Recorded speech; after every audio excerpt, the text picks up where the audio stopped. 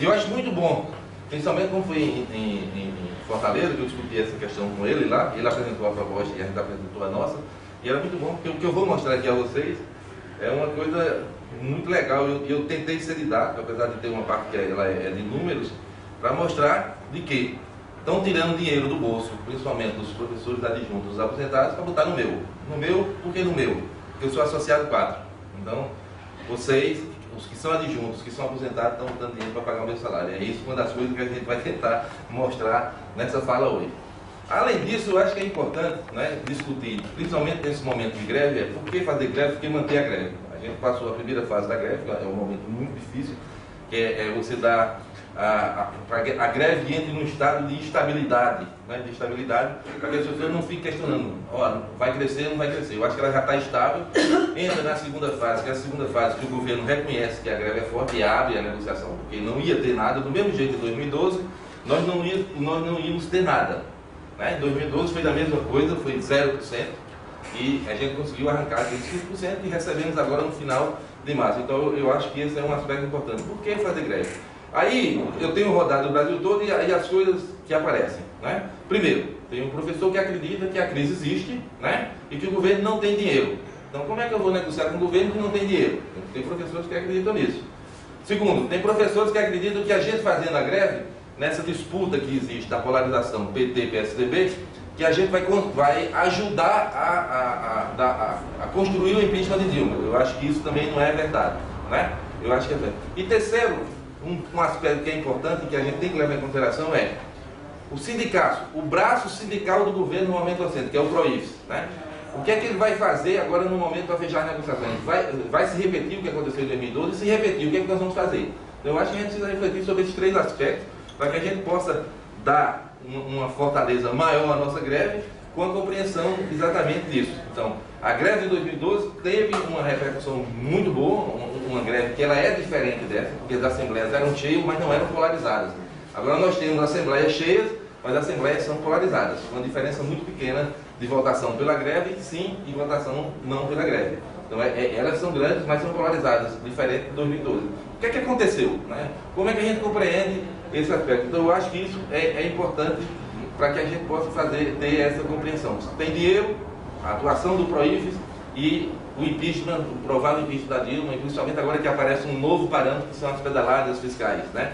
Eu acho que nesse aspecto das pedaladas fiscais e da solução política que passa o país, eu acho que cada um vai fazer sua reflexão. Eu acho que a Dilma está fazendo um programa de governo, que é o programa do Aécio, intensificado. Então, ele é intensificado. Se o programa que Dilma está cumprindo é o programa do Aécio intensificado, então a classe dominante não tem o menor interesse em tirá-la. Vai sangrar lá até o outro momento, para em 2008 achar-se como cacife, né, porque vai ser muito melhor. O que eu ia fazer, ela está fazendo, e eu posso criticar dizendo que eu não faria isso.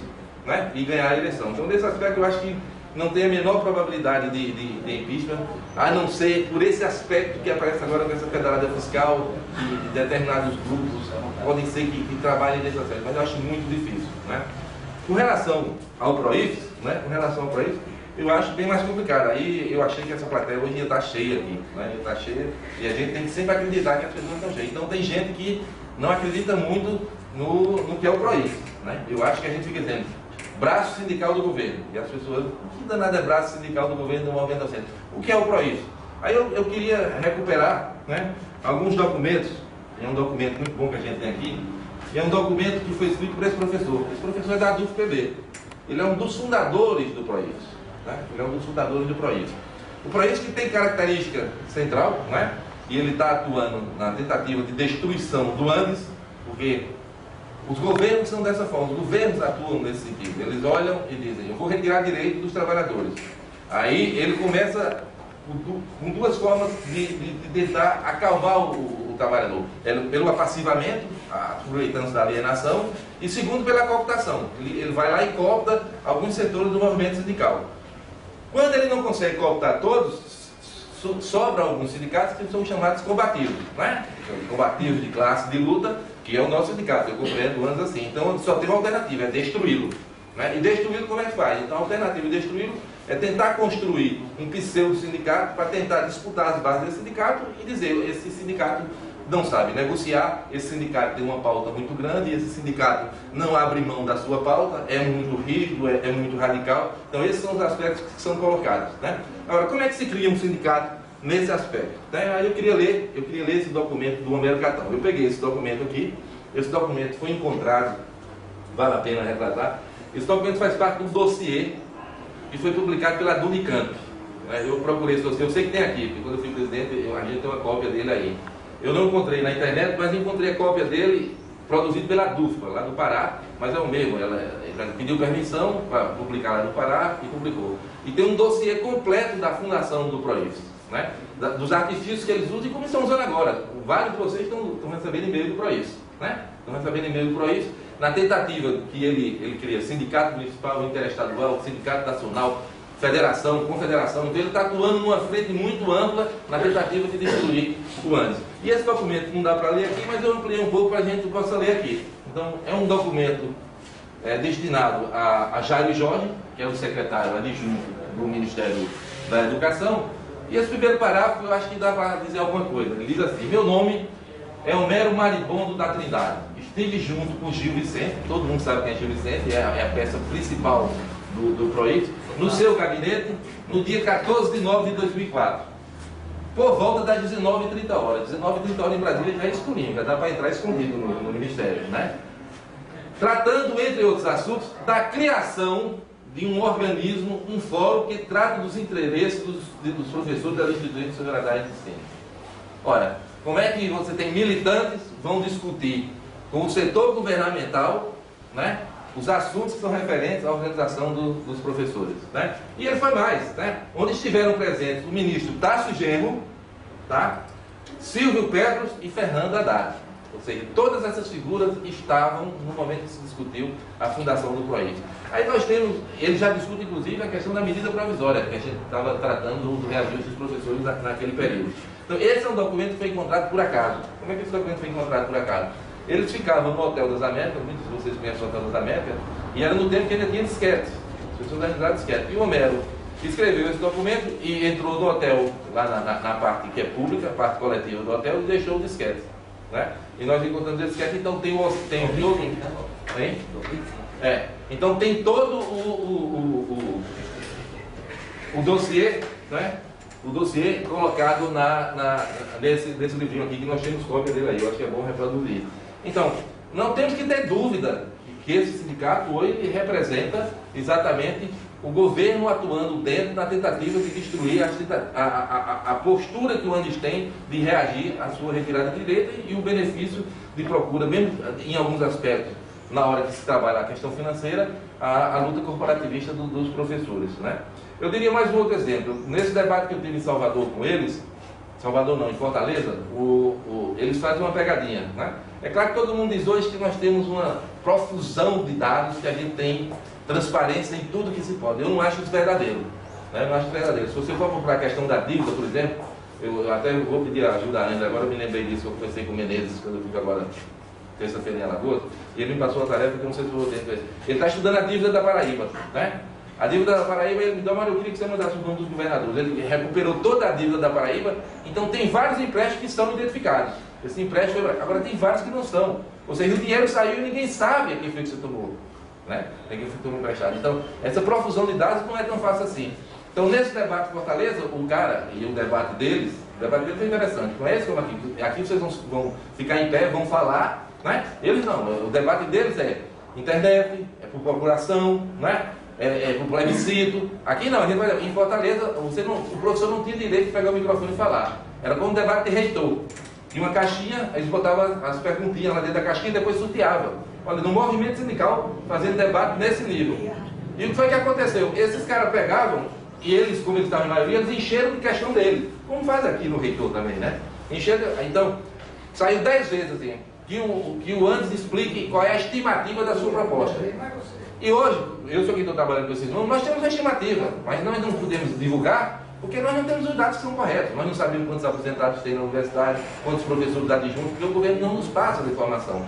Aí algumas pessoas dizem, não, mas isso é fácil de pegar, vai lá. Não é tão fácil de pegar, né? Mas na hora da pergunta eu disse exatamente, se eu não sei, mas agora eu tenho certeza que o Eduardo sabe. E ele vai dizer quanto é. porque ele vive lá no gabinete do governo, o governo para eles passa.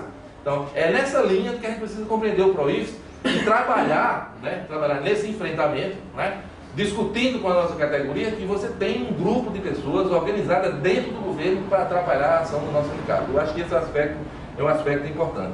Então, esse é o segundo tema que eu tento falar para vocês. Tentando falar da questão da Dilma. O terceiro, né? O terceiro é a questão do dinheiro. Tem dinheiro ou não tem? Tem professor que acredita nessa história, né? O professor acredita nessa história que, olha, não tem dinheiro, né? Como aqui já está começando a discussão sobre a dívida, é claro, todo mundo sabe que tem dinheiro, né? Toda essa situação que se coloca para o ano de 2015, né, com a situação do ajuste, é de se pensar. Aliás, eu não consigo entender porque nós estamos trabalhando. Toda vez que a gente vai escrever os documentos, nós pagamos no ano passado 978 bilhões. Eu não sei porque que a gente diz 1 trilhão. Porque de 978 a 1 trilhão, eu acho que o impacto é muito maior. Né? Que é 1 trilhão. Nós pagamos 1 trilhão de reais, né, a 200 mil famílias que vivem sugando o povo brasileiro. Eu acho que é isso que a gente tem que dizer. Então, dinheiro tem de sobra. Dinheiro tem de sobra e a gente paga 3 bilhões por dia. Quando passar da meia-noite, já foi mais 3 bilhões para essas 200 mil famílias. Então, eu acho que isso é importante que a gente discuta e que mostre aos professores. Agora, não só isso, não é? Se você olhar, eu estava com uma canetinha para mostrar as coisas, mas acabou a bateria. Né? Isso aqui eu estou mostrando o congelamento da folha de pagamento. O gasto de pessoal desde 95, ou seja, desde Fernando Henrique, até 2014, com a Dilma. Então, isso aqui é a relação corrente líquida, né? Receita da corrente líquida e gasto pessoal. Então, existe uma tendência muito grande de queda, ou seja, na relação da receita líquida com o gasto de pessoal. E se você fizer, tem outro gráfico desse está lá do fim, eu não quis botar para não encher muito agora, que é a relação com o PIB, né? Porque eles querem manter em 4%. Aliás, nessa negociação agora, ele dizia que quer manter a folha de pagamento em 4% e não vai manter porque quer dar os 21% de aumento para a gente em 4 anos na proposta de Casa Bahia. Então, além da retirada do dinheiro da folha de pagamento, né, nós temos o dinheiro. Então vamos tentar recuperar um pouco lá de Fernando Henrique. Quando Fernando Henrique assumiu, né, a dívida, o estoque da dívida é em torno de 300 bilhões. Né, mas eles assumem. Né? Então essa dívida tá, de dezembro de 94 para Fernando Henrique fica em 6,1 trilhões. Tá? Isso aqui, ó, é o que ele pagou nos 8 anos de Fernando Henrique. Ele paga 6,1 trilhões e quando ele sai, ele ainda deixa 1,2 trilhões. É impossível. Quem compra na bodega, na cadernetinha, né, sabe disso, né? Você compra, você deve 100, paga 100, fica 50. Como é que eu pago 6,1 trilhões e é uma dívida que era de 300 bilhões e quando ele sai a dívida é 1,2 trilhões? Ou seja, eu pago mais do que a dívida e ainda sai e a dívida está maior. Que história é essa? Como é que isso entra na cabeça? Aí entra Lula, o homem que disse que pagou a dívida externa. Né? Quando ele chega lá, né, ele pagou menos do que a Fernando Henrique. Né? Fernando Henrique pagou 6,1, Lula pagou menos, o Partido dos Trabalhadores. Quando o Lula sai, olha o estoque da dívida. Né? Estoque 2,77. Então, existe uma coisa que está tirando o dinheiro da gente. Mas Dilma vem também. Dilma entra, está 2,17. Né? Ela paga menos do que Lula, né? E o estoque da dívida fica em 4 trilhões, né? 4,3 trilhões. Então, o que é que significa isso? Bom, a gente está falando muito em Lava Jato, né? Ó, desde Fernando Henrique, com Dilma e Lula, a gente pagou 14 trilhões em 19 anos. 14 trilhões de reais. Por isso que essa média de 1 trilhão por ano vai bater. Daqui a um dia vai ser 1 trilhão por ano. Entendeu?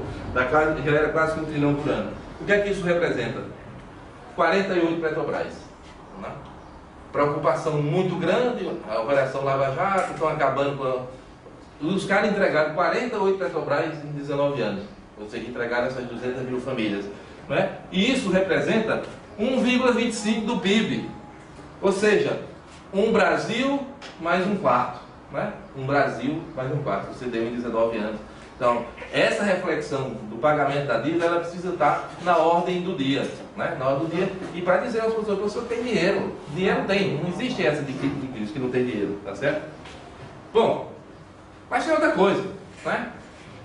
Aí vem a parte educadora, né? Aí, parte educadora, que a gente, de certa forma, a gente fica entrando em contradição, e a gente passa o discurso para os professores como se existisse uma contradição. A pátria é educadora, mas faz corte. os cortes são exatamente dentro do Plano Nacional da Educação. Não tem nada de contradição. Não tem nada de contradição. Todo o programa de Pátria Educadora é você estabelecer o Plano Nacional da Educação a partir do ressignificado do sentido da educação pública, né? E esses dados são de 2014, que aí eu peguei sim no Siga Brasil, lá no Senado. Aqui tem uma tabelinha que mostra os gastos do MEC. Os gastos do MEC. Todos os gastos do MEC, tá? Então vamos ver aqui, está quase que em ordem, né?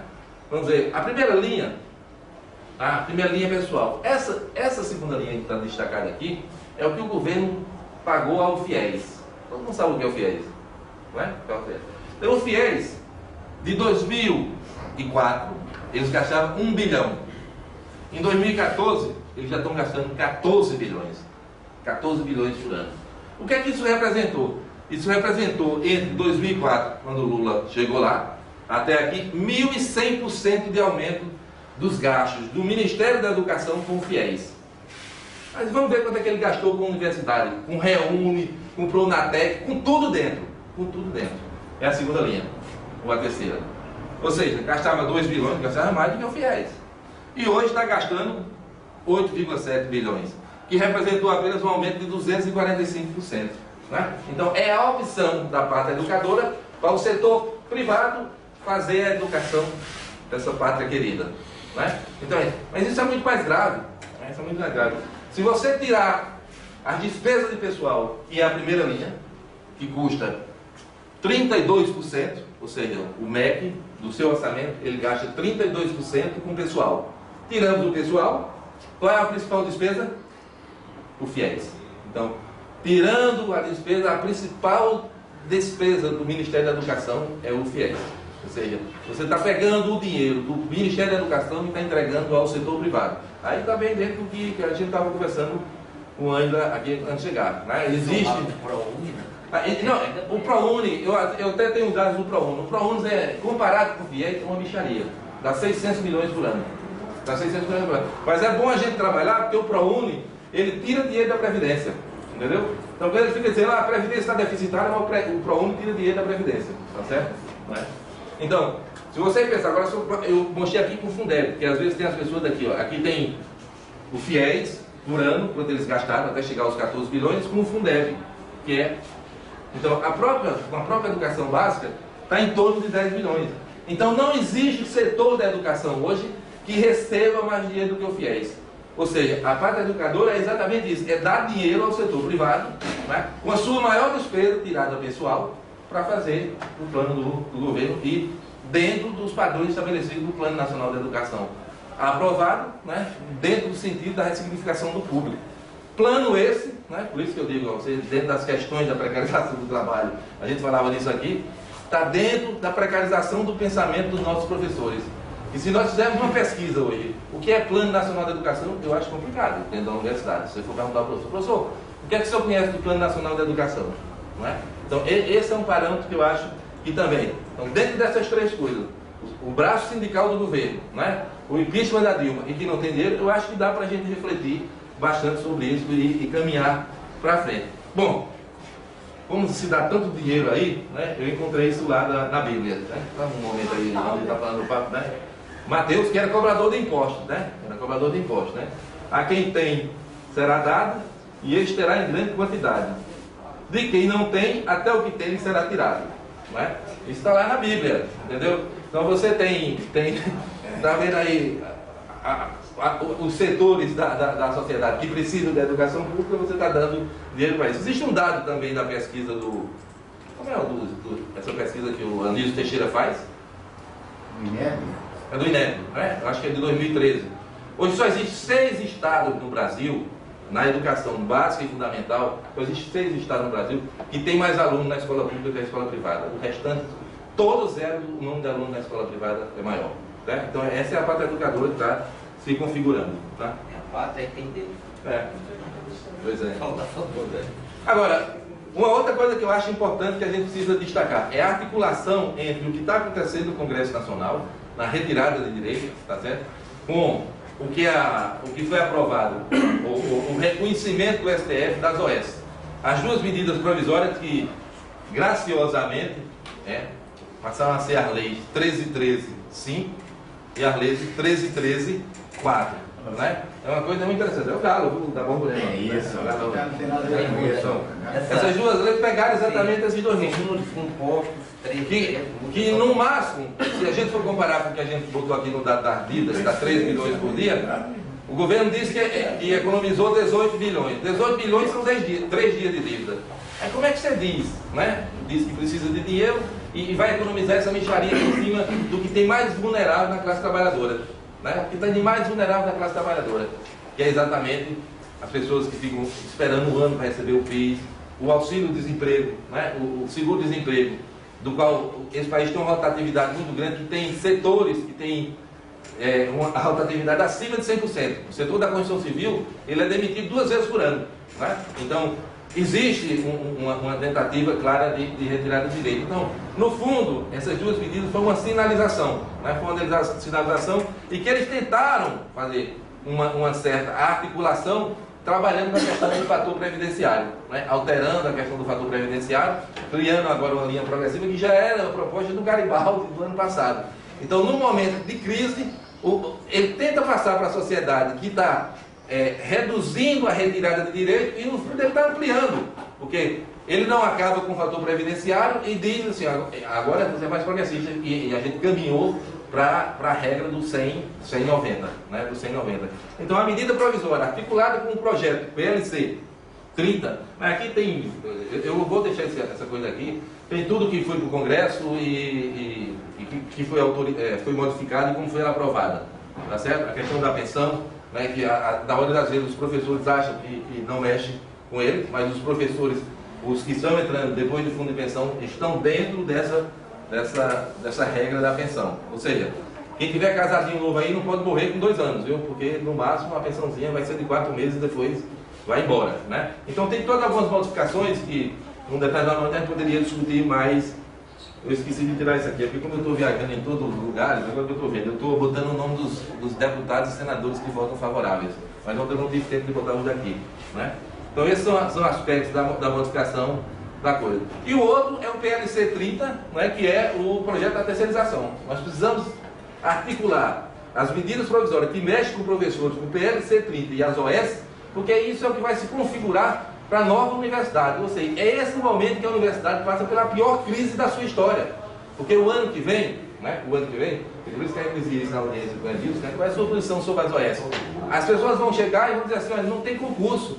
Ah, mas precisa de 10 professores. Aí, se a gente não tiver reagindo na própria unidade acadêmica de dizer não, eles vão botar as OS. E a gente, para não dar mais aula, ou dizer alguém vai ficar sem aula, que é o mais lógico, né? Não, vai ficar sem aula e a gente vai dizer à sociedade que não tem professor. Eles vão tentar botar a OS de goela abaixo. Então eu acho que essa articulação do projeto de terceirização, né, que já está no Senado chamado de PLC 30, com as leis 1335 e 1336, é um arcabouço para que a gente possa ter uma situação muito complicada da universidade no ano que vem, né? Bom, a outra figura que eu acho que a gente tem que trabalhar é o parente de Cunha, né? Que é o Eduardo Cunha. Não é Cunha? A gente descobriu também um dialeto. O Eduardo Cunha, né? Que está uma coisa de maluco, né? Aliás, tem um parente no Mato Grosso do Sul que é o Zé Medeira, né? Mas o parente que botou o sim lá, aliás, ele vai fazer um pronunciamento nacional. Sexta-feira. Um pronunciamento nacional. E a gente precisa estar muito atento. E esse cara é um cara que mexe com muita grana, tá certo? Ele tem uma capacidade de arrecadação financeira muito grande. E a origem dele é interessante. Por exemplo, a origem do Cunha, quem botou ele nos ares da política foi o PC Farias. Ele entra através do PC Farias, ele tinha uma atividade econômica antes de entrar na política. Por exemplo, ele comprava bugiganga aqui no Brasil e ia vender na África.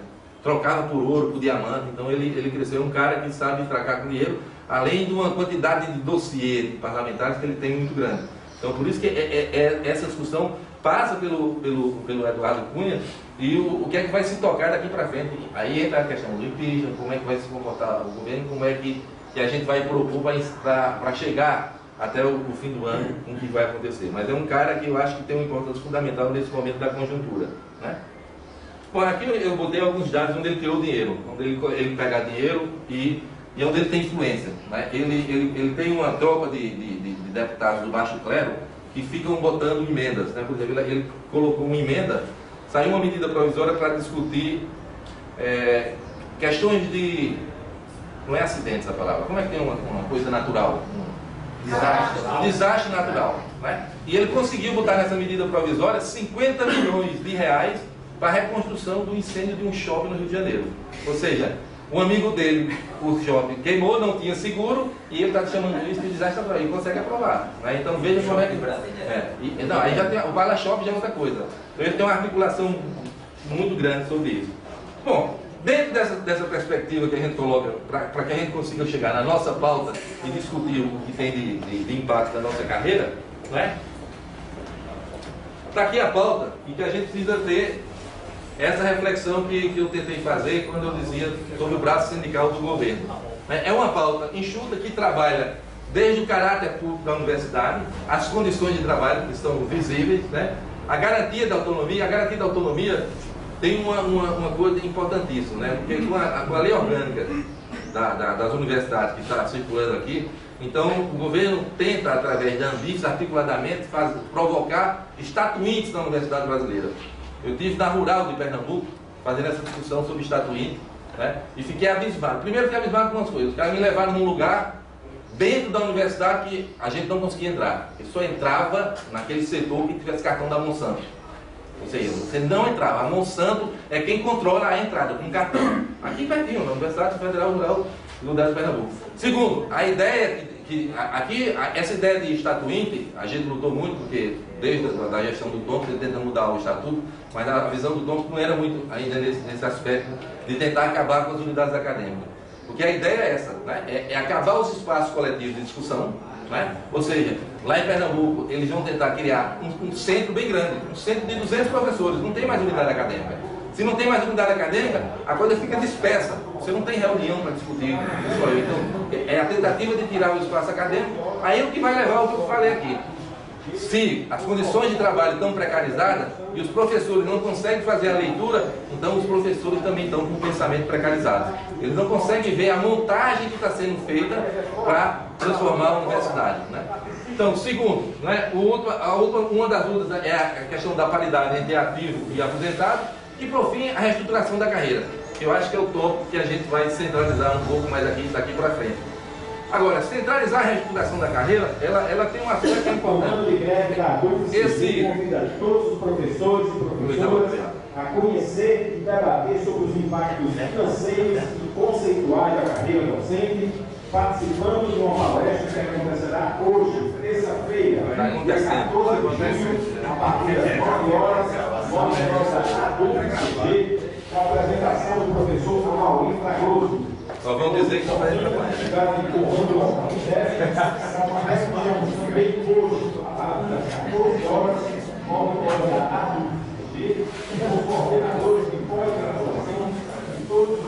Ó, gente, então, discutir a carreira, aí eu acho que a gente precisa ter um certo cuidado para que a gente não entre numa discussão anômala de que a carreira é apenas uma tabela salarial.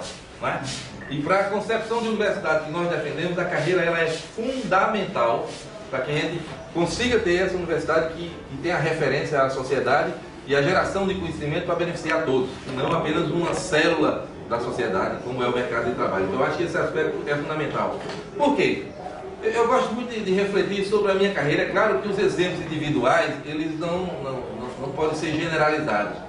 Mas uma da discussão que eu faço já há bastante tempo, por exemplo, eu não concordo muito há muito tempo de que a gente tem que abrir concurso para doutor. Entendeu?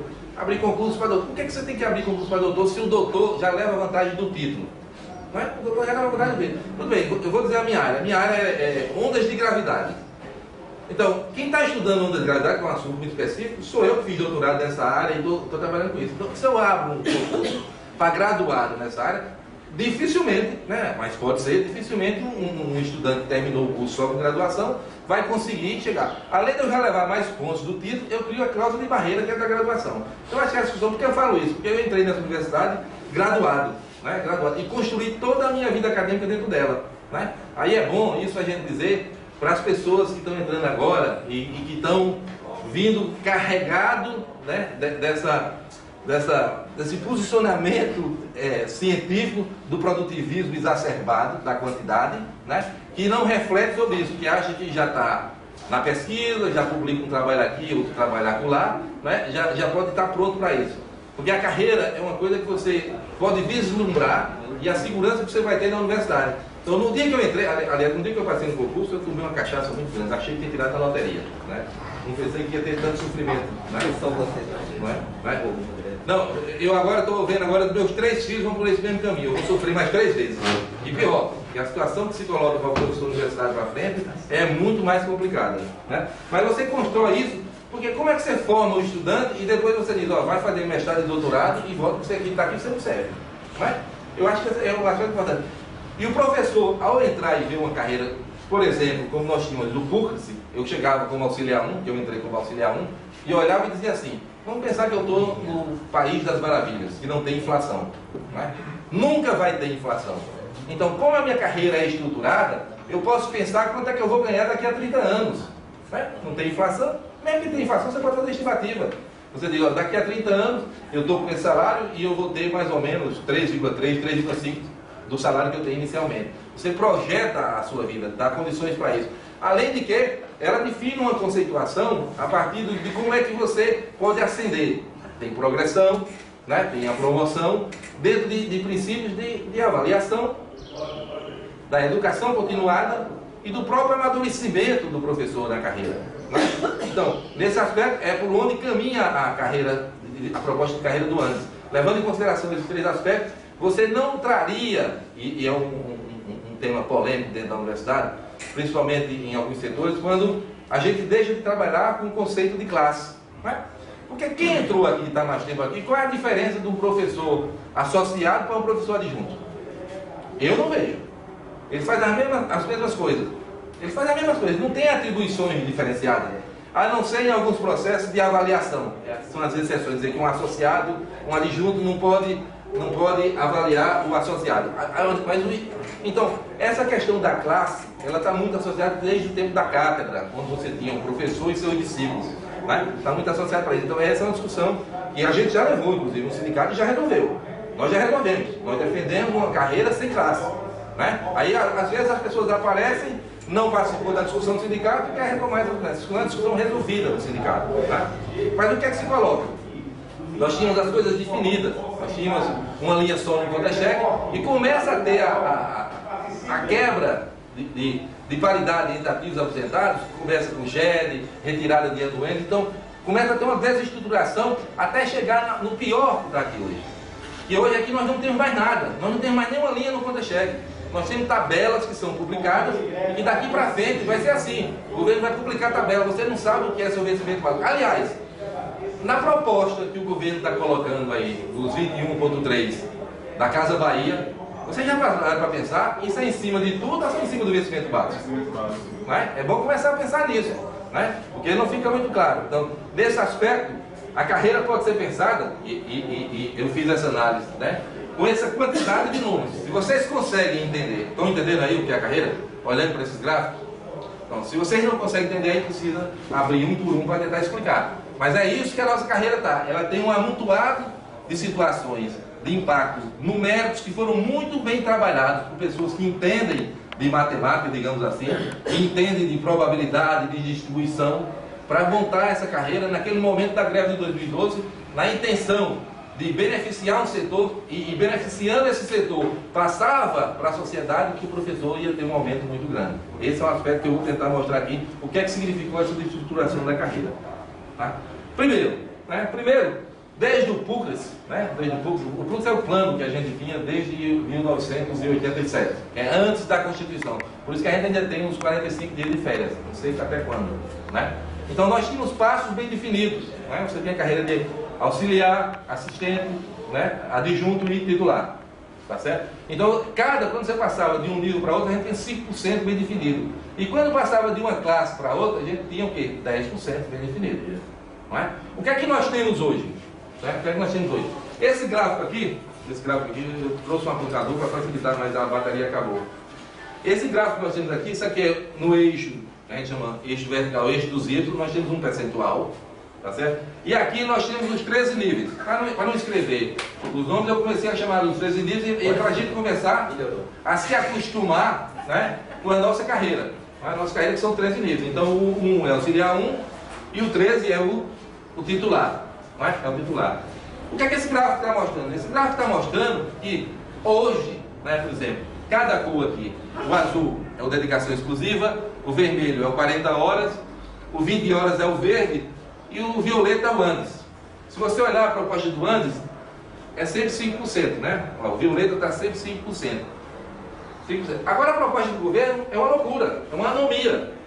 Não tem nenhuma lógica. Por exemplo, vou dar um exemplo aqui. O professor, ao passar, aqui, vamos ver aqui um professor 8. O professor 8, para passar para o nível 9, ele tem menos de 1% na sua ascensão. Mas o cara, né, o cara que vai passar aqui do 3 para o 4, ele tem 10%, quase 10%. Ou seja, se a gente está levando em consideração 3 princípios, que é a avaliação pelos pares, o amadurecimento e a educação continuada, um professor, quando ele tem mais tempo de serviço, ele precisa ter um reconhecimento maior. Ou seja, então você tem um reconhecimento maior quando tem menos tempo de serviço do que quando tem mais tempo de serviço. Fora o grande abismo que é criado aqui com o professor associado, né? Que é a separação dos professores associados do resto, que fica para trás.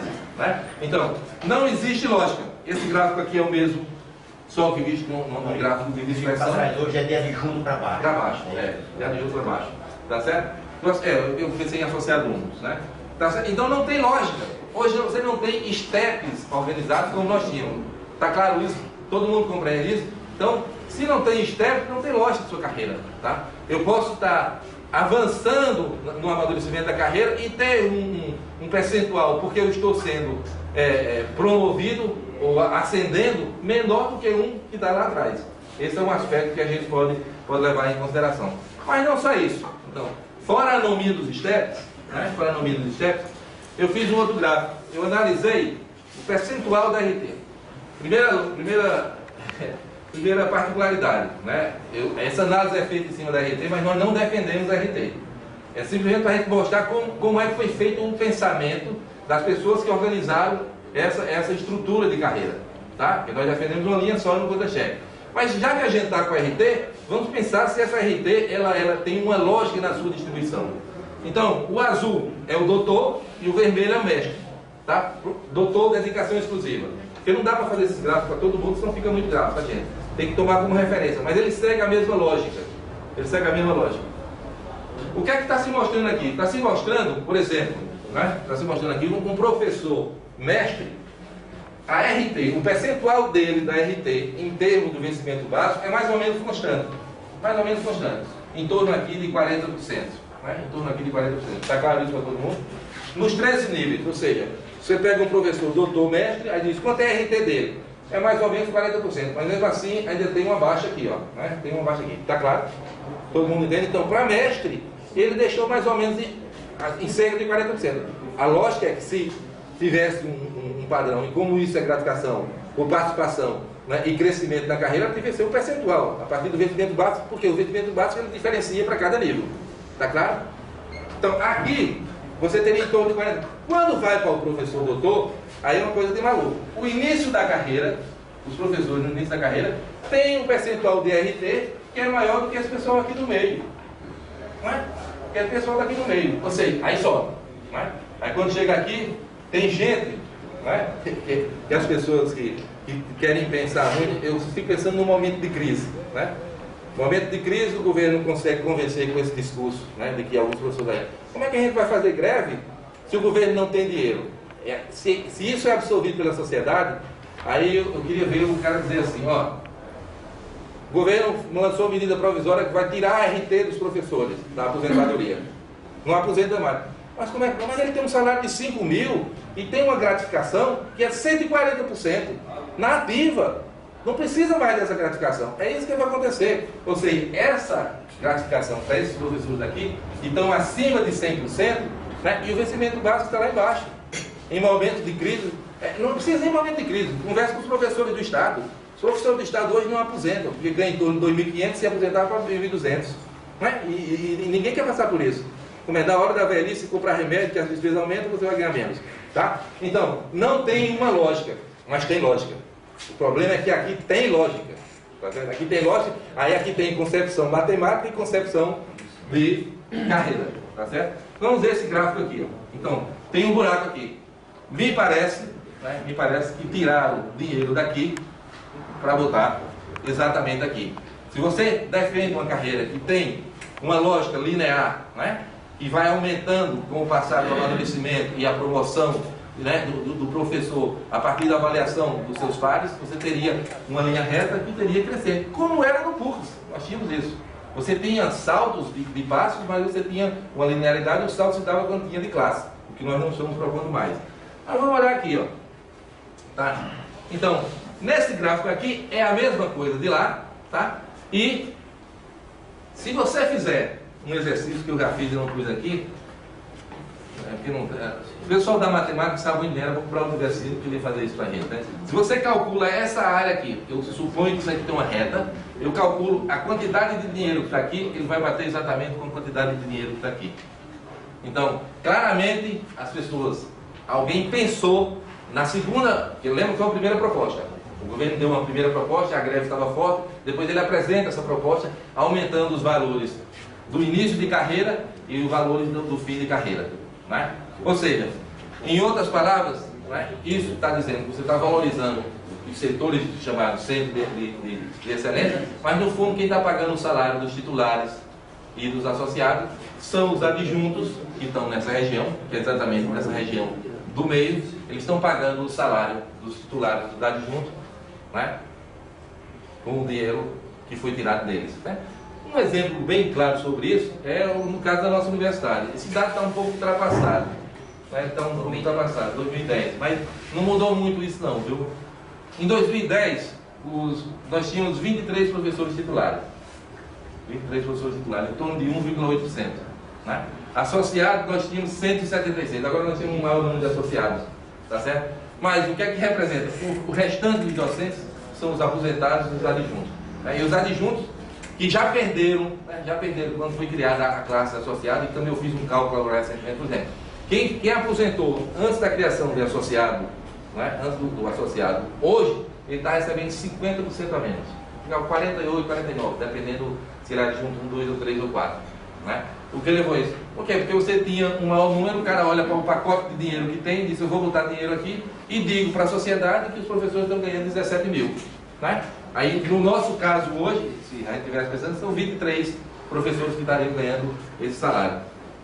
Mas a anomia não para só aí. Né? Vamos pensar num outro princípio que é muito, muito raro para a gente, e defende a dedicação exclusiva como regime preferencial da universidade. Né? Que não existe. Como é tabela, não existe gratificação em relação a isso. Né? Não existe gratificação em relação a isso. Então, o que foi que eu fiz aqui? Como é que eu vou determinar quanto é que é a nossa gratificação? Né? Aí eu fiz para todos eles, para mestre, especialista, aperfeiçoamento e graduado. Né? Nós vamos trabalhar no vermelho e azul, que é o mestre, porque os outros têm um padrão mais ou menos parecido. Não tem uma lógica linear, né? É uma anomia também, mas o mestre e o doutor tem diferença. Né? Ou seja, se a gente lembrar, de 87, que é do PUCS, essa gratificação era 50%. Né? De 91 até 2008 ela passou para 55%, depois da tabelada. Aí não segue mais uma lógica. Né? Essa de 91 foi aquela greve que a gente derrubou os dois ministros, derrubou o Chiarelli, José Godenberg, né? Eu acho que o Godenberg também. Né? Então, está aqui, era 50%, você tinha uma lógica, você tinha o seu vencimento básico e o que era melhor. Você calculava e jogava para dentro do vencimento básico. Era uma linha só no conta-cheque. Né? Como é que você faz isso? Você pega o salário, aí eu peguei o T20, T40, o que passou de dinheiro de T40, eu digo, isso é pela dedicação exclusiva. É a única forma de pensar que isso é dedicação exclusiva. Né? Então você veja, o mestre começa no início de carreira com uma gratificação em torno de acima de 40%. Quando chega aqui, você está crescendo, a gratificação cai, começa a diminuir.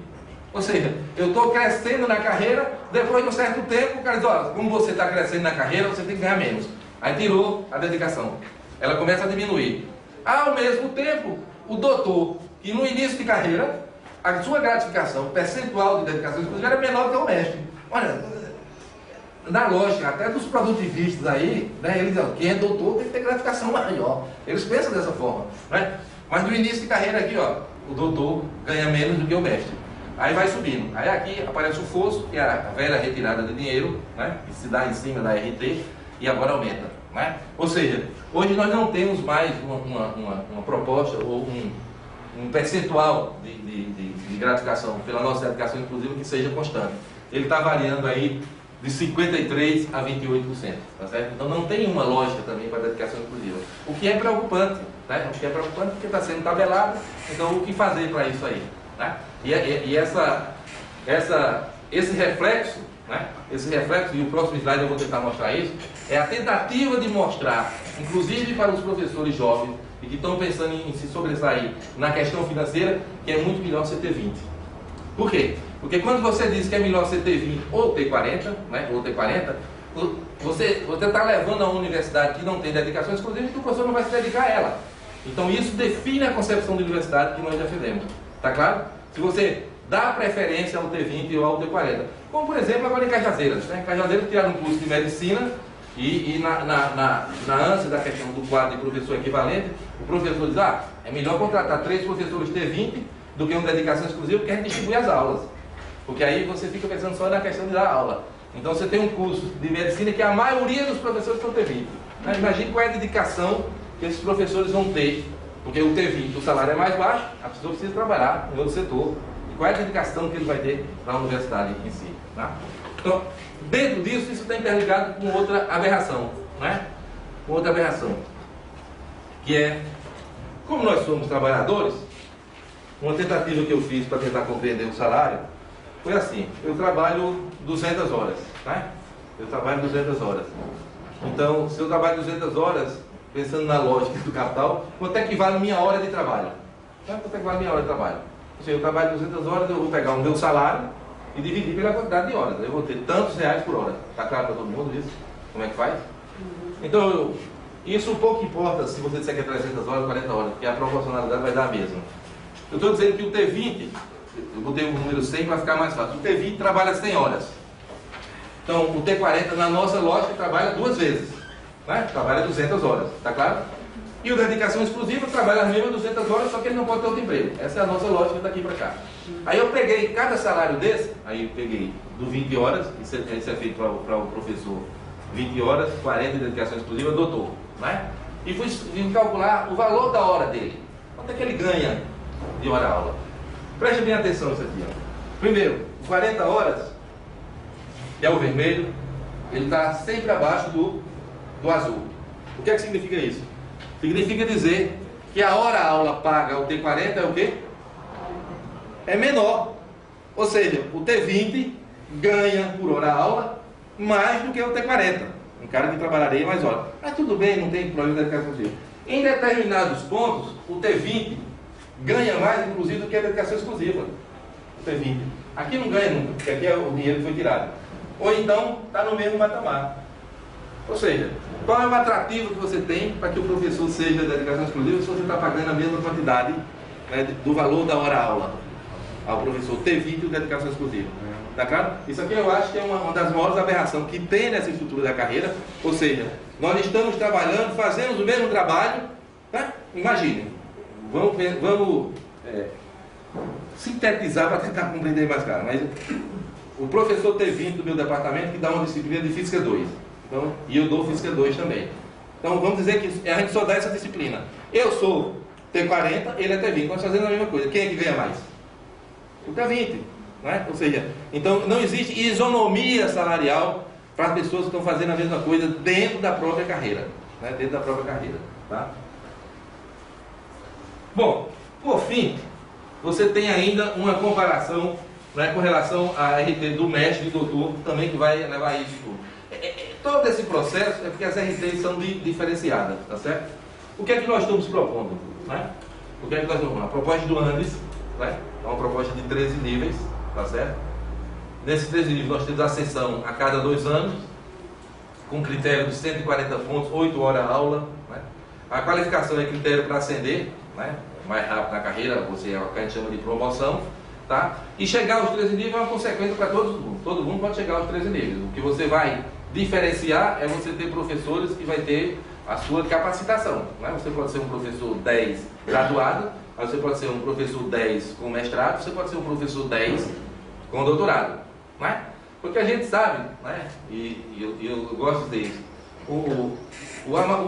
A própria capacitação em si, ela não reflete, né? Ela não é um elemento primordial para definir a capacidade do professor dentro da universidade em si, né? Isso é uma estrutura criada de concepção um pouco elitizada dentro do mundo universitário, né? Dos quais as pessoas estão absorvendo, né? E de certa forma cria critérios até de preconceito, né? Nós temos professores aqui maravilhosos, né? Que só tinham a graduação, que deram uma contribuição incrível para essa universidade.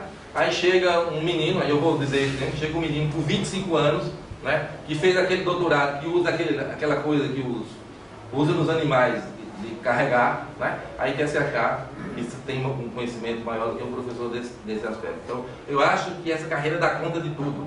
Dá conta dos doutores que são competentes, que estão aí para fazer pesquisa, que se acham, né? Mas por quê? Porque eles vão ter uma compensação financeira em relação a isso. E dentro dos princípios que nós defendemos para a carreira, que é o princípio da avaliação nos 3 critérios, né? Da educação continuada, ou seja, a capacitação, o amadurecimento da carreira e a avaliação pelos seus pares, tá? Isso tudo vai nos levar a uma carreira bem definida, com uma tabela única e uma linha só no contra-cheque, tá? Essa é a proposta que nós estamos apresentando. E está aqui teria mais ou menos a ideia de transposição da carreira atual, né? Da carreira atual, e ela tem um aspecto muito maligno, né? Principalmente para as pessoas que estão fazendo concurso agora, né? Quando eles botaram a sua sopinha de letras, as pessoas acharam que era só uma sopinha de letras, e ela tem uma concepção de classe. Ela tem uma concepção de classe. Por exemplo, o professor que está entrando hoje, ele não entra como a gente entrava. Ele era doutor, pulava para adjunto. Ele não pula. Ele fica como professor A, ou seja, agora na classe A, você pode ter adjunto, doutor, e vai esperar os 3 anos do estágio probatório para poder passar para o adjunto na classe C. Tá? Então, é essa coisa de transposição, e a gente precisa pensar nisso, porque isso acabou com os aposentados depois da criação dos associados. Então, qualquer reestruturação que nós venhamos conquistar, né, com essa greve ou com outras, né, das dificuldades que estão postas, precisamos não pensar só na estrutura da linha só no contra-cheque, mas também na transposição, e ela deve ser feita, porque essa transposição acarreta muito prejuízo. Vou só dar um exemplo. Se fala muito na criação da carreira sênior, e pode ser que essa coisa apareça de última hora aí. Então, essa transposição ela é primordial, né? Aí eu quero ver como é que vão se comportar os chamados privilegiados de hoje, que são os associados. Se a gente não for discutir se a sênior for entre associado e titular, como é que eles vão pensar em ficar para baixo ou para cima, como foi quando se criou o associado? E aí a situação vai levar uma reflexão dele. Aqui é a DIEBTT, né? Também a DIEBTT.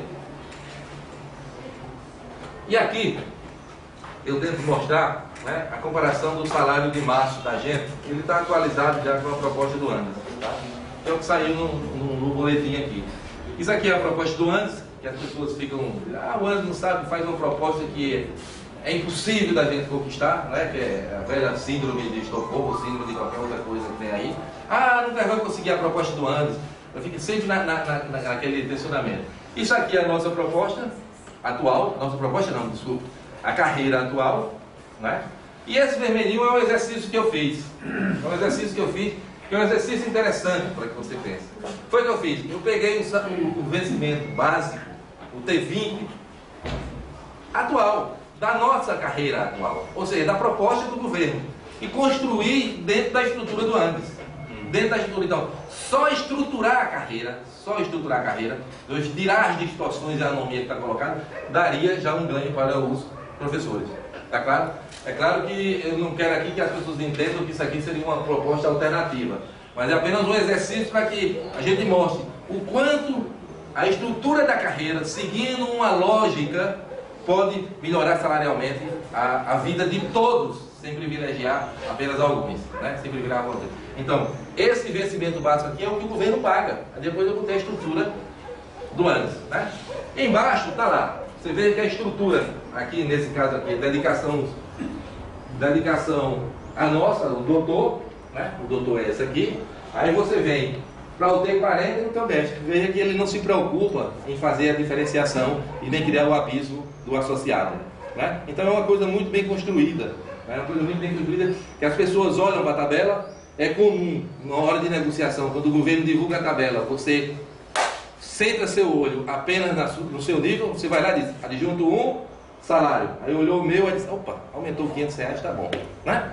É comum a gente fazer isso e não se preocupa com a estrutura dela como um todo, que é o que vai acarretar todas essas distorções que são provocadas.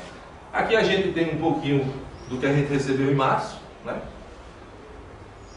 Todo mundo sentiu, aliás, já acabou, né? O imposto de renda levou. Aqui é um comparativo de carreiras, né? Um comparativo de carreiras entre o IPEA, o Ministério da Ciência e Tecnologia. Eu coloquei aqui só para mostrar, para ver como é que a situação nossa está. Está sempre abaixo, não é? Mas essa discussão não é uma discussão que eu acho muito razoável levar, porque se comparar com as outras carreiras, nós passamos, acho, de 6º para 18º, né? Em relação a outros níveis de carreira. Aqui é também um outro exercício que eu fiz, já levando para abril de 2015, né? Alguns professores, ou seja, você pega o salário do professor doutor titular, em 2010 ele era 100%. Então como é que ele se comportou nesse período até chegar agora em abril, né? Então, é claro que ele teve alguns ganhos ali, né? De 5%, aqui é 100, se aqui é 100, ele subiu um pouco e está o professor titular ainda se sustentando, né? A área está abaixo, mas quer dizer que ele perdeu. Né? O que está aqui abaixo é que ele está perdendo. Ele só perde está assim. Isso é o professor titular, né? Aqui foi o professor associado 1. Né? O professor associado 1. Isso é o professor associado 1 também, de 2010 até abril de 2015. Só perdeu. Só perdeu. Tá certo? Só perdeu. E isso é com dados oficiais, tá certo? Depois eu vou mostrar já uma simulaçãozinha aqui no final, que é para a proposta de Casa Bahia. Infelizmente não deu para fazer todos os gráficos, mas dá para mostrar para 2. Aqui é o professor adjunto 1, também, que ganhou um pouquinho, mas está em queda, está em tendência de queda, não tem como a inflação do jeito que vai desse ano, tá certo? Aqui é o professor assistente. Então, aqui mais ou menos as perdas que nós temos, se a gente pensar em o que seria a nossa carreira e o que nós temos. Ou seja, tem gente que está perdendo 2 mil, 4 mil, 5 mil reais. Tá certo? Então, é muito dinheiro que se perde se você não reestruturar a carreira. Tá certo? Aqui, deixa eu ver se é isso aqui já. Isso aqui já é. Deixa eu ver se é isso.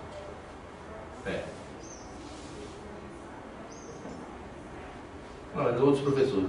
Tá, isso aqui é uma coisa do Banco Central, do Sinal, que é o sindicato deles também, analisando a inflação e o aumento da Casa Bahia, ou seja, os 5% em 4 vezes, 5 aproximadamente. Aqui não, aqui já é o professor adjunto, um da gente, dedicação exclusiva. Se a gente aceitasse essa proposta, se você aceitasse essa proposta, então como é que você vai estar lá em 18. Agora, é claro que você está vendo que tem, digamos, o professor está ganhando aqui porque está acima disso. Agora, essa previsão, como nós não temos inflação, como é que você vai fazer esse gráfico? Você tem que ter uma estimativa da inflação. Aí, você não adianta nem com o DIEESE. Porque quando você vai para o DIEESE, os caras vão dizer, o DIEESE pode estimar mais. Que não estima mais, né? Porque hoje está muito mais para lá do que para cá. Aí você vem e vai fazer como? Então vamos pegar a estimativa do governo. Ou seja, isso aqui é uma proposta de estimativa de inflação do governo. Né? É claro, por isso que ele está dizendo. Ele está propondo que a inflação vai ser 20,7 e está propondo para a gente 21,3. Tá certo? Então, isso aqui, assim, a gente aceita o governo, como ele está colocado, tomando como relação, aí tem outra particularidade, tomando como relação toda a remuneração. Não é só o vencimento básico. Se for o vencimento básico, aí a coisa vai toda para baixo. Tá? Ou seja, por que é que ele fica empatando e perdendo? Porque ele está de acordo com os dados do governo. Então o governo pensou muito bem, ele cria uma expectativa de inflação e traz para dizer que tem uma coisa.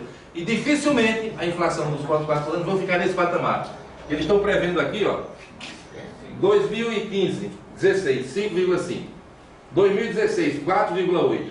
Esse ano já vai passar de 8. né? Esse ano já vai passar de 8. Então, isso é para o professor adjunto e aqui para o professor associado. Então, o associado, entendeu? O associado, que é que tem muito benefício, aí tirou o dinheiro dos adjuntos e dos aposentados. Eu vou cair de pau em cima de mim das histórias. Não, mas é realidade, né? Dentro da proposta do governo, não recupera. Em nenhum momento recupera. Tá certo? Não recupera isso. Então, é mais ou menos isso que eu queria para Agora que eu estou pensando em abrir a associada. É mais ou menos isso que eu queria tocar para vocês. É isso aí, gente. Vamos conversar agora, né?